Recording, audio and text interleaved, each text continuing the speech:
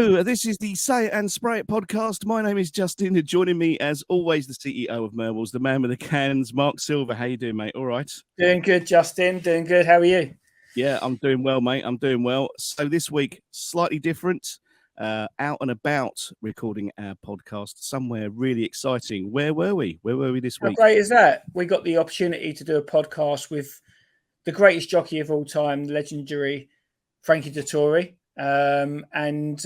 Because when we was planning this with them, we happened to be working in Newmarket at the racecourse there, and that's where he lives. So he said, well, do you want to come and do it from my house? So it gave us the opportunity to actually do our first podcast face-to-face in person. And it was a little bit different for us to be able to do that.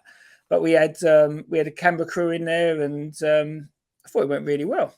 Yeah, I did as well. It does sort of change the dynamic a little bit, I think, when you're actually with the person that you're talking to and you're not sort of face to face. And also, you know, going around someone's house, just sort of, hello, hi, here we are, here's the cameras, here's us. It did feel a bit strange, but he made us feel so welcome. He did. Straight away. He made us feel really welcome in there, and he's got a lovely house. Obviously, he was packing up, right, because he's on his way out of there because going to be retiring soon. So he's going to be off. Don't know where he's going to be going to, but it was really nice to be there. I've been to his house once before. I had the privilege. Me and Mr. Mina got invited there. We was doing some print signings and stuff, and it was lovely because when we were there last time, he got the beers out for us. This one, you know, we were on a job; it was professional, so we didn't get that opportunity, but it was good. Yeah, no, it's great. Well, let's catch up with that. Thank you very much for inviting us into your home. You're welcome. This is the first one that we've done outside of our sort of normal environment, so it's absolutely lovely to be here on. But explain why. Because you're here for work, aren't you? No, it's because we're not normally allowed to be near people. We have to do it on the computer. It's that restriction thing, isn't it? Yeah. They don't let us. Restraining order. The courts don't let us, yeah. So, yeah, it's absolutely wonderful to be here. Thank you very much for inviting us here. We're going to go into the artwork and stuff in a little while. I just want to go into your career a little bit first and how it all started for you. So, how did you start your racing career? What got you into your love of horses? Well, obviously, Dad was a champion jockey in Milan, and on the Saturday mornings, I was made to go to the stables and watch him. And obviously, I've been around horses as far as I can remember. Yeah. And basically, look, I like what Dad used to be, you know what I mean? He used to be a champion jockey, he had a nice villa, he had a nice car, you know, he was the hero of the Italian racing, and, you know, every weekend I spend all the weekends of the races watching my father, but I didn't spend it watching my father, I spent it in the car park playing football with my mates. Right. Well, my mates were other jockeys' kids. Right. So in between races, we stop the game, watch the race, and then start the game again. Right. And so then I've always been attracted to horse racing for that reason. And to a point that, you know, it goes hand in hand. When you are a jockey's son, you have to do the pony club. So I did the pony club, and then from pony club I moved into kind of a show jumping, bigger horses. Okay. And then on the school holidays, when I was 11, from 11 to 11, 12, 13, on the summer holidays, I would spend in the stable.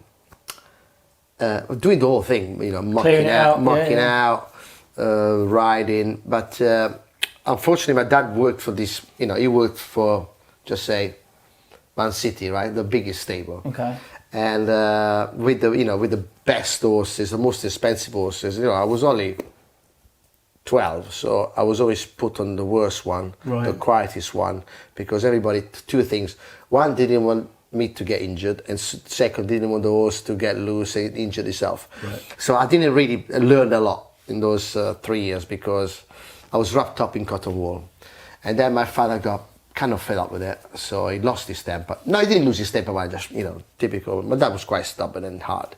He said, right, I'm going to send you to Pisa for the winter to work for one of my mates. He's a racehorse trainer. Okay. And he only had 30 horses. But lucky for me, I was about 13, 14. He had 3 daughters all my age. So, I mean, what a result. Yeah. But you know, this guy, because he never had a son, he had 3 girls. So he kind of adopted me like his son, and he taught me so much. Yeah, I would. He would throw me on every horse. I would get it, run away with, fall off every day. But he just didn't care. He just put me like he challenged me.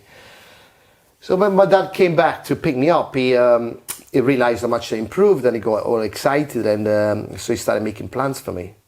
So he thought, because I was still quite young, was just over 14, he thought, well, you know, he's young enough to spend 6 months in England, and then 6 months in France, learn from the best, and come back and start it when you're 16 in Italy. And you know, obviously, when Dad told me that, it just dropped like a bombshell, and I didn't want to go to England because all my Italian friends, they were, you know, I would lose all my friends. I couldn't speak English because I learned French at school. Okay. So anyway, it was no for an answer. So I was kicked out of the house basically, and sent to Luca Cumani. You know, I had a tag around my neck with my name, and hostess carried me into the plane. It was mine. Yeah. Somebody picked me up at the airport. I lived in a bed and breakfast, and yeah, that's how I started basically. Then 6 months later, after a gasp of a few words, and I started to make friends. And then when it was time for me to leave, I didn't mind staying. And then 37 years later, I'm still here. This is your home now, right? Yeah. Yeah. Amazing, But I'm mad at your starter really, because actually I was meant to go to France. Right, so it could have been very different. Yeah, exactly. So yeah, just the way the things That's are. very young to sort of be doing stuff on your own, really. Yeah, you know, but my dad was very strict, and back in the day, you could leave school at 14 if you had a job. Right. So I kind of I was able to leave school because I said I was going to be an apprentice and become a jockey. So that's but, you know, it was tough, but it made you live, and it made you understand. You know, it make you grow up much quicker, and yeah, looking back, I loved it. Some terrible times. I cried a lot of times when I was young, and you know, after being Italian, I was bullied. Yeah. But you know, I wasn't the only one being bullied, but already being from another country back in the 80s was like a big thing. You know, now we accept everyone, but back in the day was, you know, you had to be on your guards because that's the way society was. And but anyway, I passed through it, and then all the guys that used to bully me, they became my best mates. It was quite weird. Yeah. Do you think that toughened you up? Do you think that made you quite tough, just being 100%. Yeah. 100%. Like I said, but that was strict. I was only allowed to call him once a week. Okay. With the coins in the telephone box. Wow, yeah. With the 50 pence. Yeah, of course. And so, you know, I spent, you know, days of crying because I was lonely, but but eventually it makes you tough, and then, you know, you find a way out, you know, and then you start making friends. I started, you know, learning a few words of English, and the rest is history. Absolutely. Now, you've had a very long and successful career in horse racing. What would you say is the biggest high of your career, and also what would be the lowest part of your career as well? Well, the biggest high as a single race, I would say the Epsom Derby with the Golden Horn in 2015, what you know very well. Then we'll talk about it later. Maybe a nice surprise. For many reasons, I was 44. The first derby that I won, it was a relief. I didn't really enjoy it. I did enjoy it, of course, I won, but it was just more of a relief than enjoyment. The second one, my kids were old enough to understand it. Yeah. They had a nice banner outside the door when I left, good luck, Dad. And so I understood, you know, and it made me more proud of it. And yeah, I mean, to the point that when I knew I was going to win, my body felt like jelly, like I just, like somebody like zipped all the energy out of my body. I felt like I was moving, but I felt I wasn't moving. Yeah. So it was a very weird sensation. So that biggest thrill. And biggest disappointment in my career, thousands of them. Right.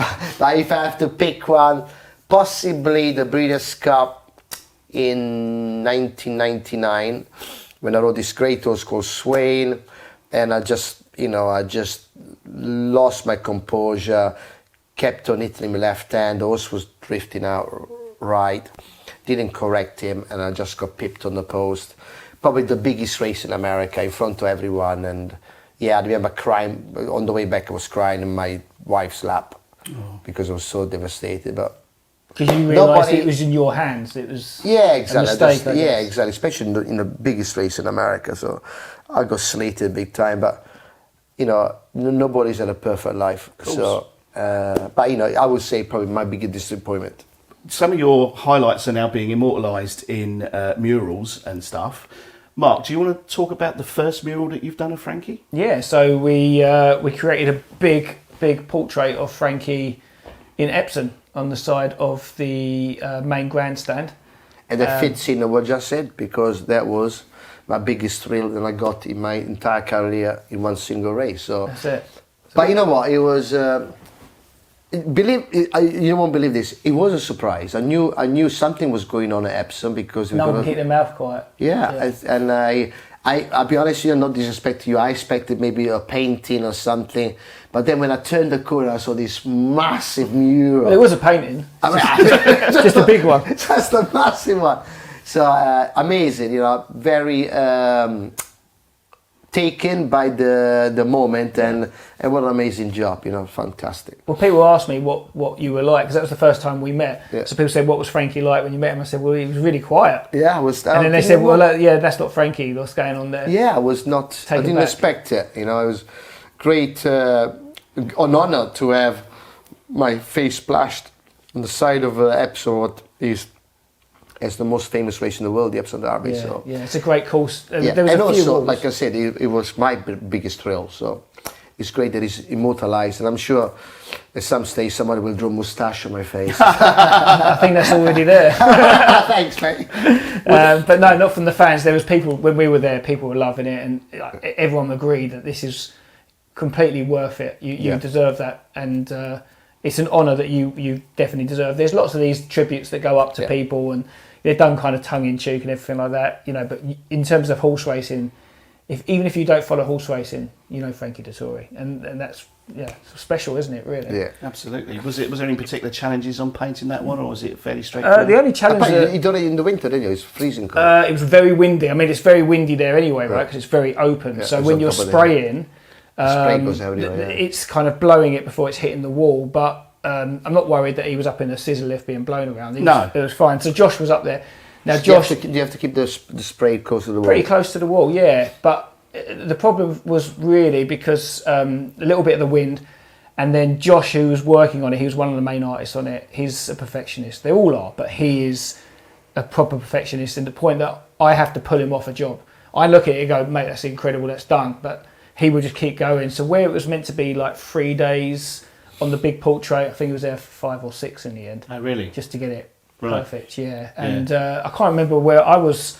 I was up in Liverpool at the time because we were doing a John Barnes mural. We were doing Paddy the Baddy and Molly McCann, the UFC fighters, and Ian Callaghan. Oh, yeah. Ian Callaghan with... Yeah, I can't remember who you've done Kelly with. It's got loads. When do you find the spare time to do all that? We've got a whole. I don't have any spare time. I sleep a couple of hours. Do you know what I mean? Yeah, that's about it. It's going to kill me. That is Ian Callaghan with Phil Neal. So that was the other one. So we had 3 going up in Liverpool all at the same time, and we had Frank, your one, going on down here. So we were trying to manage everything at the same time. So it was quite stressful. Yeah. But at the end of the week, we had 4 amazing murals that have gone up at the same time. Yeah. So then, obviously, coming down to see Frankie, and just seeing people's reactions to it, it was. Yeah. We knew we'd done something pretty special. Yeah. There's one at Sandown as well, right? So Sandown was the second one, which I don't know if you've seen it. I haven't seen it yet, but have you finished it? Yeah. So obviously we planned to finish it for a race that you was going to be racing in. You weren't able to race. Yeah, that's right. So you went to Italy on holiday, right? I was on a suspension actually. You were suspended, right, from Ascot. Ascot, yeah. Yeah. So it was the eclipse actually. It was the eclipse. Yeah, the eclipse. So we kind of, it was all Unless planned. I get that eventually. Yeah, the plan was to finish it and then you to be there, but obviously it didn't quite work out. But there's a nice mural up there that took about 4 days. That was bad weather, bad rain, and in fact, actually during the racing, there wasn't as many people there as you'd normally see. Yeah.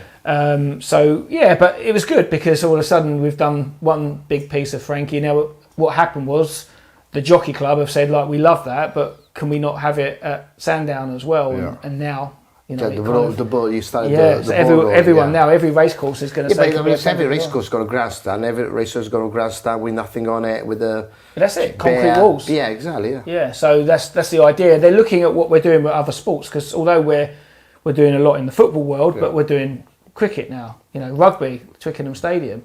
So all these sports want to show the fans that we're cool. Street art is cool. Let's do something. Let's do a tribute. It's cheaper than doing statues. So that's why we do it as well. Yeah. We always ask everybody that we speak to, is anybody that you think should be immortalised in a mural, either racing or perhaps football, Arsenal? Is there anybody that you think should be? Well, even with Arsenal, I mean, obviously, you know, I grew up with the era when Ian Wright was the daddy, and then Thierry Henry came and broke his record, and it'll always be someone. Yeah. So, I mean, you know, when I started as a kid following football, I was a Juventus supporter, I still am. And Liam Brady was my hero. I was only 10-year-old, 11-year-old, and I met the guy in England many times because he loves his racing. So I met one of my childhood heroes. Wow. You know, he was a great player, what a legend for Juventus and Arsenal. Yeah. He came to West Ham at the end of his exactly, career. So like literally as I started going to football, he played for West Ham. And his very last ever game, he scored an absolute blinding goal. So I heard a lot about Liam Brady. But But then obviously then you said like Ian Wright, I can imagine that generation. Yeah, absolutely, yes. And then Thierry Henry, you got Bergkamp and all there's so many, isn't there, that you can when I first started, obviously, you know, obviously we had Seaman, Tony Adams, Emerson and Petit, Vieira. I mean, you can name all of them, can't you? Unbelievable. They were team you can name all of them. incredible. What about Ray Parlour? Yeah, right, Ray Parlour. He loves Parlour. his racing as well. He does love his racing, yeah. So yeah, I was an amazing hero to be an Arsenal player, an Arsenal supporter. And actually, one of my first games I went, I stood in the terraces in the clock end. Where you could then, right? And I think it was one of the last years before media was seating, but it was lots of fun, So what was why was it Arsenal? Why did you support Arsenal? Was it Liam Brady? Was that the... So basically, I couldn't get the grasp of English football because in Italy, the world stopped, Sunday, 3 o'clock kick-off, 20 matches, right? Yeah. That's it. The day was not... Now in England, it was an early game, one Sunday, one Saturday. You play the same team 3 times in a week. Coca-Cola Cup, League, and another cup. I mean, I couldn't work it out. I mean, it was... And then 3 points behind with 1 game in hand. I mean, it was like so complicated, right? But if you're used to it, it's fine. But coming from Italy, it was like... This is it, and this is the table final. It would be a lot easier, wouldn't it? Yeah. Like that? And it just worked like that.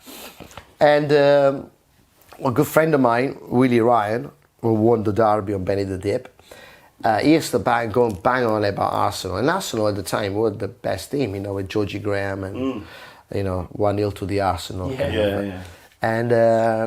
And then, so he took me racing, and he was very friendly with David O'Leary, where he loved racing. Merson, he loved racing. I mean, most of the English people loved the racing. And, you know, I went to the Players' Lounge, I got to meet them all, and Arsenal were top of the league. I said, why not? I'll support Arsenal. And then I kept on following them. And then 2 years later, the Italians came to England. Zola, Vialli, they all went to Chelsea. So everybody thinks that I should support Chelsea, but it's too late. You know, I chose my team and that's it. But really, the Italian influence of people, the Ravanelli, and they all came after I chose my Arsenal team. You can't swap those. I can't, too late. That's it. You're done. So what about racing icons, or maybe even horses? Is there anyone you can think that should be immortalised on? Well, this one should be immortalised. That's my girl, Enable. She's the best. She, I'm not saying she's the best horse I've ridden, but the horse that I love the most. Right. Obviously, 2 Arcs. 3 King Georges was never been done before, a Breeders' Cup in America, so she was special. to my eye, he should be immortalized, and obviously, you know, Lester Piggott goes without saying, but he's already been immortalized everywhere. There's statues of him everywhere. Of course, I mean, I don't think nobody can ever get to his level. No. We've been asked by the Jockey Club to do something at Aintree. Yeah. And that'd be Red Rum. Of So, course. 3 wins in 2 seconds. Yeah. I mean, if to run it 5 times as a horse is amazing, Yeah. but to win it 3 times in 2 seconds, Incredible. I was before my time, but every time I watch any documentaries or movies about Red Rum, it's amazing. I actually, when I was a apprentice, I stayed overnight at Ginger McCain's. Right. And this was like in the evening. It was dark. It was like autumn time. I went to see him. He was 30. It was 30 by then. Wow. He still lived for a long age. Yeah. Yeah. And I saw him. I touched him. I mean, Oh, that's lovely. Yeah, that's great. yeah, touched the legend. That's a proper legend, isn't it? Yeah. He's It's a a horse proper racing legend, world.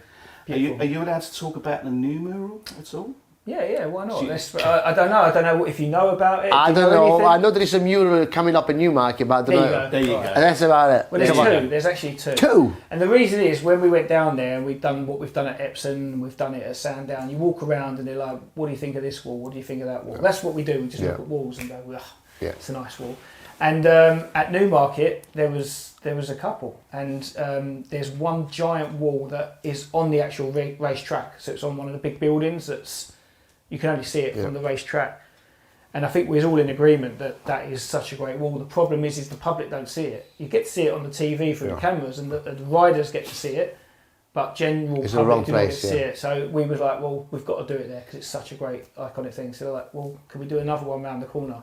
So I'm like, okay. So we've got another one going around, which is just by the stables. Yeah. So there's 2 going up. One of them we started yesterday. Yeah. We've got Nasha and Mina on it, and Mina was working through the night last night. So I think 3 o'clock in the morning he got home. So most of it's kind of up there now. And hopefully by Friday it'll be nearly ready. And then the plan is that we'll come back and do the other one for the Dubai Festival, the Dubai Championships. Yeah, perfect. Which is in October. So we'll have that one Will finished. you- Probably when you're I was going to riding. say, we'll ever finish, yeah? Oh, it'll be finished, Oh, yeah. So we'll have it nearly finished just Okay. before, and then we'll get you down there and everything like that. In fact, what we're going to do is we want to be clever on this. So we want to get you to come down there and help spray a little bit of the wall, so you can help. We'll see what your art skills are like. Are you sure? 100%. Mind you, if I ruin it, you can spray over. No, you won't ruin it. And in fact, we're going to invite a couple of your friends to come and join Okay. us to help us spray the wall. So I'd love to do we're, that. we're thinking to invite Mr. Alan Brazil down. Yeah, perfect. Ray Parlour, because of Yeah. the Arsenal connection Yeah, and yeah. he loves his horse races. Potentially Ali McCoist, what Yeah. do you think? Obviously you were Question of on Sport, we did Sport. 2 years together. Yeah, Of course, and the podcast is obviously with Talk Sport and Alan Brazil, Ray Parlour, perfect. and McCoist. all You can Talk Sport. get the whole team there. Yeah, it's Here we perfect. go. So we're getting down, spraying a bit. If they do ruin it, then we're going to have to fix it. Yeah, That's fine. exactly. But no, we have to get you down there, and we're going to get you to spray your name on it. We We'll come over love it. to do that. Love Yeah. to do that. Oh, brilliant! Whatever you want. We're down there. We're down there for the rest of the day today. We're down there tomorrow, or we can do it in October. We do it in October because it's too hot today. It's really hot. Yeah. It's lovely. I know, It's I know, really it's nice. Yeah, Really yeah. nice. So so you won't see any of that until you come down there. Yeah, but so- I'll work it out. Yeah, and perfect. Get you down there. You know, so there's two nice weekends in October. Yeah. There's one at the end. There's one early. There's actually 3 weekends in a row. So I'm sure I'll be there at some stage. Fantastic. Well, you're going to be racing, aren't Yeah. you? So and that will be your last race of all time. My last one be In 21st. 21st October be Ascot, but Newmarket will be the 14th of October. October. Yeah. So obviously, every time you do your last race at Epsom, Yeah. your last race, is that emotional? And Well, I'll be honest with you, I haven't let my emotion too much because I still got a job to do. But I'm sure I get to the last day, it'll be tough. yeah, But, you know, you try to focus a bit, you know, and luckily for me, you know, this, when I say luckily, you know, okay, it's my last one in Europe, it means a lot, my last one in England. Ascot is where I had my most success, but I still got America, I still got Melbourne, so I can't let myself get too emotional because I still got to do the job. But, you know, it will be difficult, but I try to make a negative positive and enjoy it because, you know, it is my finale and make the most of it. and I guess going out at the top, that's what they say, right? Yeah, Why now? I mean, it's very hard to pick the time. But I will be 53, you know, I'm not that young anymore. And, I think this is the right time. I'm You're still winning races now. You're still Exactly. doing well. I mean, but is it the injuries? Is it the aches and the But pains? it's not like, look, I didn't want to end up like Ronaldo when he played the World Cup and Yeah. the best player in the world, they left him on the bench, And this can easily happen in any sport. So I want to stop at my own term when I'm, still playing the full 90 minutes, not when I'm just playing 10 minutes. So I think this is the right time. Okay, we've got to talk about the flying dismount. Yes. How did you first try that? And has there any been any sort of mistakes of doing that where it hasn't come off quite well? I described it. Is it like a goal equivalent to a goal celebration, right? So that's your way. Yeah, of course. Listen, I did 4 winters in America, in California, when I was a teenager. 16, 17, 18, 19. There's the 4 winters that I spent. And on the weekends, obviously I was going racing every day because I wanted to copy everybody's style. Some of the best jockeys in America were there. And also this guy called Angel Cordero Jr. used to fly, because he was based in New York. Yeah. So he used to fly almost every other weekend to ride in Los Angeles, in Santa Anita. And I was, because I used to try to copy his style. And obviously when he used to win, he used to jump off the horse. So I was fascinated by it. So I was like any teenager or who was my hero fan, I used to rush into the winner's circle and watch him do it. Right. So, I was like, gobsmacked. So in the mornings, I used to go to ride track work every morning. Sometimes, towards the end of the morning, if I was right on a quiet one, when I went back into the stable, I would practice. Give it a go. I give it a go. And all the grooms there, all of them are Mexican. They were laughing and cheering, and who you think you are, Angel Cordero? As a joke. So I did it a few times, and obviously, the words must have spilled to the trainer, and the trainer told my trainer in England, Luca Cumani, that I was working at the time, what my antics, what I was doing in the mornings, right? But it was all a bit of fun. Forgot all about it, didn't do it for years, and then it was when I won my first British Cup in '94 in Barathea in Kentucky for my boss then, Luca Cumani. He said to me, we went to the winner's circle, we got the flowers on the horse, we taking the picture, and he said, do the jump. I said, what are you on about? Because this is talking about 10 years down the road. Yeah. So you remember you used to do it in the stables? I said, I haven't done it for 10 years. Just do it. So I did it. Well, the whole world went crazy. In England, some people loved it. Some people, they said, I was hurting the horse's back. Right. I shouldn't be allowed to do this. Disrespectful to the horses, disrespectful to other people. It was like, so I had good people telling me great. People telling me it's bad. So I was always, at the beginning, didn't know what to. I didn't know what to. So when I came back to England, they didn't know if they wanted to fine me or suspend me. It was so ridiculous. I'm talking about this is in the early '90s, where Sky just bought the Premier League, and the Premier League went. Yeah. And people after school, they were dancing, doing somersaults and piggybacks, all sorts. So then racing realized, well, we have to keep up with the trend here. So from trying to ban me, now they were trying to encourage me to do it. So it's amazing how things reversed. And also, look, being an Italian, being a flamboyant person, and when you win, you don't celebrate. What's the point in doing the job? So look, some horses, they're a bit nervy. I don't do it, but in general, I try to do it. So when you can't get away with it with a horse, do you? Yeah, absolutely, yes. Yeah, it's not your. But it's most of the horses that just run like 2 miles flat out, so they're usually quite tired. Yeah. But you get the odd one that is still has enough energy that it will do something silly. So you just have to be careful. You just feel that and think, Yes. I won't do it. Well, exactly. Does it hurt when you land, or is it? Yes, I don't do any more on a hard surface. Usually I try to do it on grass. Because I bust my ankle twice, so if I do it, look, the adrenaline takes over, you do it, but then the next day my ankle goes. Get a crash mat. Get a big crash mat. You land on that every time. Yeah, it went wrong a couple of times. Once I fell backwards on my bum, and once, unfortunately, the horse moved, and as I'm about to land, it just nudged me, and I knocked over Sheikh Mohammed. Oh. And it did not go down very well. No.